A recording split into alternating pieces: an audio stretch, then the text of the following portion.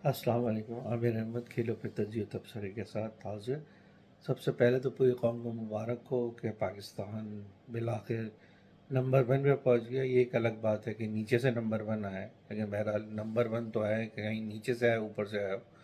तो जो हम नीचे से नंबर वन पे आ गए हैं माशाल्लाह। अब हम आईसीसी की टेस्ट रैंकिंग में जो चैम्पियनशिप हुई है उसमें हम नवे नंबर पर आ गए हैं। तो पूरी कौम को इसमें मुबारकबाद है। और इसमें हमारा जो, अगर हम शिकस्त की वजह देखें तो बड़ी वजह पाकिस्तान के बैट्समैनों की बहुत ही बुरी कारकर्दगी है दोनों इनिंग्स के अंदर। और बॉलर्स की सेकंड इनिंग में बहुत ख़राब उन्होंने बॉलिंग की। 200 प्लस रन बनवा दिया सेकंड इनिंग में, और पहली इनिंग में 8 विकेटें 52 के ऊपर लेने के बाद 100 प्लस रन टेल एंडर से बनवा दिए। तो ये एक बहुत बड़ी पाकिस्तान की शिकस्त की वजह थी। और ये पहली दफ़ा नहीं हुआ है। साउथ अफ्रीका में जो पाकिस्तान जीता हुआ मैच हारा, उसमें आखिरी जो 2 विकेट थी पाकिस्तान ने 50 प्लस के बनवा दिए थे। और उसमें भी हमने वही गलती की थी जब दो फास्ट बॉलर खेल रहे थे, टेलेंडर फास्ट बॉलर। उसमें एक बहरा टेलेंडर तो नहीं थे, ऑलराउंडर थे। तो लेकिन प्रेशर बहुत था, जाहिर बात है अच्छे बैट्समैन से भी नहीं खेला जाता। तो हमने वहाँ पे सिर्फ फास्ट बॉलर से गेंद करवाई, कोई स्पिनर लेके नहीं आया। और यहाँ पे हमने क्या किया, जब दो स्पिनर खेल रहे थे टेल एंडर, तो यहाँ पे हम सिर्फ स्पिनर से गेंद करवा रहे थे। होता ये है कि जब जब स्पिनर होता है टेल एंडर, तो वो अपने जो मुखालिफ स्पिनर है उसको अच्छी तरह से इसलिए खेलता है कि वो खुद जानता है कि इस वक्त ये क्या करेगा, और स्पिन की उसको समझ होती है। तो वहाँ पे आप फास्ट बॉलर को लेके आए। जो एक आपका इकलौता फास्ट बॉलर था, वो इतनी बुरी गेंद नहीं कर रहा था, यॉर्कर वगैरह भी अच्छी कोशिश कर रहा था जितना भी उसको टाइम मिला। आप उसको ला के चांस ले सकते थे, जो नहीं किया गया। और साउथ अफ्रीका में भी यही किया गया कि वहाँ आप आखिर तक फास्ट बॉलर से आपने किसी स्पिनर को नहीं कराया, वरना नतीजा मुख्तलिफ होता। तो बहरहाल मेरे हिसाब से तो शान मसूद साहब शायद अपना आखिरी टेस्ट मैच खेल चुके हैं। जितना भी उन्होंने खेला उस पर उनको अल्लाह का शुक्र अदा करना चाहिए कि इस कारकर्दगी पे इतने ज़्यादा मैचेस खेलने के बाद 30 की एवरेज पे ना सिर्फ वो टीम में रहे बल्कि एज ए कप्तान खेले। शान मसूद वैसे बहुत अच्छे इंसान नज़र आते हैं, लेकिन सिर्फ इंसान का अच्छा होना मतलब किसी को कप्तान बनाना करने के लिए नहीं होता। बज़ाहिर उनकी पर्सनैलिटी बहुत अच्छी है, लेकिन उनमें एक तो बड़ी बात यह है कि वो सबसे बड़े ये है कि अनलकी है, उनकी लक साथ नहीं देती अक्सर। दूसरे क्रिटिकल मौक़ों पे वो सही डिसीजन नहीं ले पाते जो कि एज ए कप्तान होना चाहिए। और अफसोस की बात यह है कि अगर वो गलती कर रहे हैं तो एक टीम के अंदर जो ऑन फील्ड आपके 11 प्लेयर, उसमें 2-3 सीनियर प्लेयर्स या जिनको क्रिकेट की समझ होती है उनको मशवरा दे सकते हैं, जैसे कि अच्छी टीम में आज भी दिया जाता है या पुराने ज़माने हमारे क्रिकेट में हुआ करता था। जावेद मियांदाद मुस्तकिल इमरान खान को कोई ना कोई मशवरा देते थे, जिससे पाकिस्तान की जीत में की तरफ टीम गामजन हो जाया करती थी। अनफॉर्चुनेटली आजकल ऐसा कुछ नहीं नज़र आता, टीम में भी कोई उनको नहीं बताता उनकी गलती। और जो इतना बड़ा कोचिंग स्टाफ बैठा हुआ है, मैनेजमेंट स्टाफ जो ड्रेसिंग रूम में होता है, वहाँ से भी कोई हिदायत नहीं आती। तो ये सारे कसूरवार हैं इस हार के। और उन लोगों के लिए मैं कहता चलूँ जो एक कंपेन चला रहे हैं कि हमें इस पिच से क्या हासिल होगा, जैसे काफ़ी अरसे से कह रहे थे हमें स्पोर्टिंग पिच बनानी चाहिए। तो स्पोर्टिंग पिच तो आपने बांग्लादेश के खिलाफ बनाई थी, 2 बॉलर से पूरी टीम आउट हो गई पाकिस्तान की। वो स्पोर्टिंग पिच थी, ठीक है ना, सबको सपोर्ट करती थी। उसमें पाकिस्तानी बैट्समैन का क्या हाल था वो हम सब जानते हैं। और इससे पहले हम डेड पिचेस बनाते थे, उस डेड पिचेस पे भी हार जाते थे हम, क्योंकि हमारे बैट्समैन एक तो में स्किल की भी कमी है, टेम्परामेंट की कमी है, और फिटनेस की भी कमी है।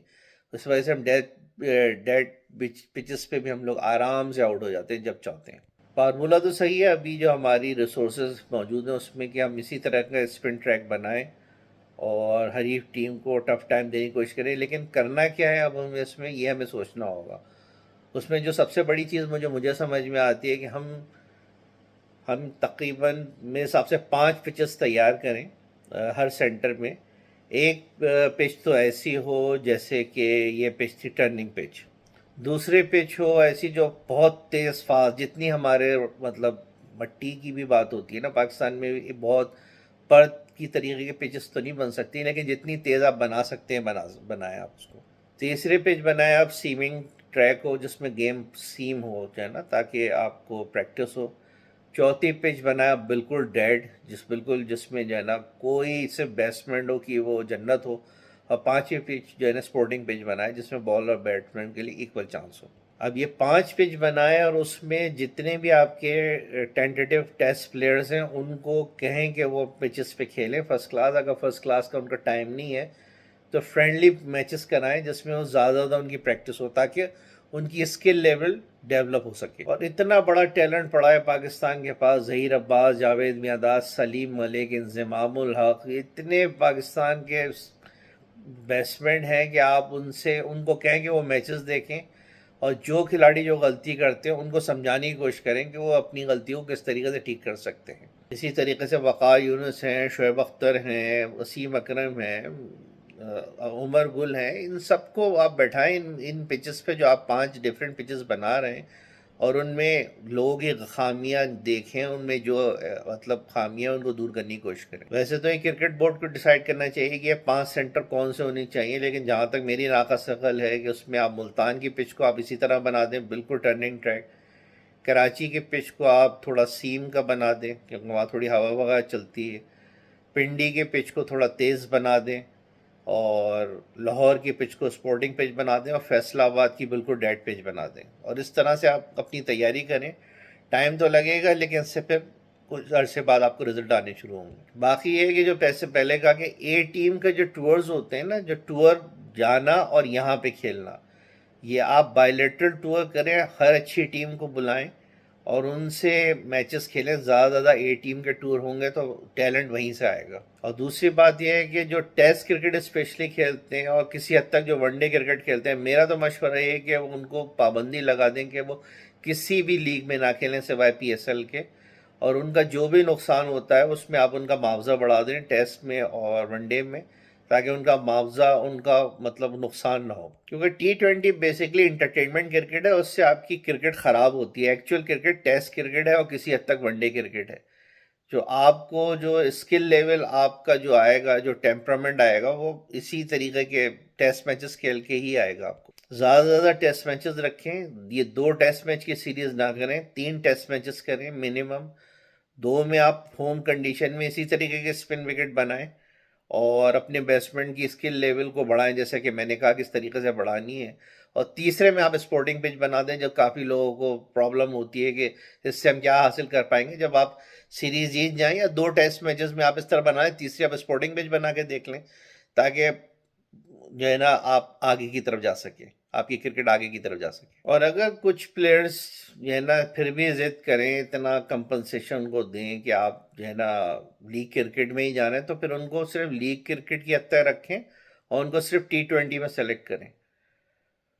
उनको टेस्ट मैच में ना खिलाएं आप ऐसे प्लेयर को, कि टेक्निक ख़राब हो जाती है T20 क्रिकेट खेलने के बाद। आदमी हर बॉल को खेलने की कोशिश करता है, ना हर बॉल खेलने की होती है, ना हर बॉल मारने वाली होती है। ये मेरिट पे जो लोग खेलते हैं उसी वही एक बड़े क्रिकेटर होते हैं। बहरहाल एक अफसोसनाक दिन है पाकिस्तान के लिए कि अब इस बार हम बिल्कुल बॉटम पे आ चुके हैं। और जैसा कि ICC में अब ये बातें हो रही हैं कि 2 टायर क्रिकेट बनाए जाएं, बॉटम की टीमें आपस में खेलें और जो टॉप टीमें आपस में खेलें। अगर खुदा न खास्ता ऐसा हो गया तो इससे क्रिकेट मज़ीद नीचे जाएगी पाकिस्तान की, और इवन जो टीमें नीचे लेवल पे हैं वो और मज़ीद नीचे की तरफ जाएगी। आपका इस सिलसिले में क्या कमेंट्स हैं, ज़रूर कमेंट सेक्शन में बताएं ताकि हम उस पर देख सकें। मैं कोशिश करता हूँ जितने भी कमेंट्स उसको जवाब देने की कोशिश करूँ और इस वीडियो को ज़्यादा पहुँचाएं आगे तक, ताकि ज़्यादा तक ये बातें लोगों तक पहुँच सके। बाकी देखेंगे होपफुली कि अब आगे क्या होता है। अब हमारा नेक्स्ट असाइनमेंट जो है टेस्ट क्रिकेट का 8 मंथ्स के बाद है। अब हम जो है ना चैम्पियंस ट्रॉफी की तरफ हमारी निगाह है। हम दुआ करते हैं कि पाकिस्तान जो वनडे क्रिकेट अच्छा खेल रहा है तो कंटिन्यू अच्छा खेलता रहेगा। अब तक के लिए इतना। अल्लाह हाफ़िज़।